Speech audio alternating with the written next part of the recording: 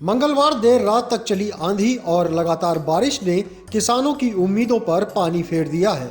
मौसम के अचानक बदलाव से खेतों में तैयार खड़ी फसलों को भारी नुकसान पहुंचाया है। निगोहा में कई जगह गेहूं की फसल खेत में ही गिर गई।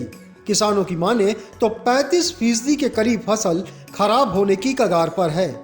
गौरतलब है कि इन दिनों ज्यादातर किसान गेहूं की कटाई कर रहे हैं, लेकिन बारिश के चलते इस पर ब्रेक लग गया है। क्या खेतों का क्या नुकसान है? अरे खेतों में कल आंधी बारिश पानी से गेहूं गिर गया। ये मेरा खेत है, बहुत नुकसान हो गया। नुकसान हो गया? 10-12 दिन के लिए रुक गया काटने पीटने में। अच्छा, तो ये फसल जो गिर गई है गेहूं, गेहूं कैसे नुकसान हो जाएगा? नुकसान हो जाएगा, काला पड़ जाएगा, ज़मीन में दीवार भी लग जाएगी। अच्छा।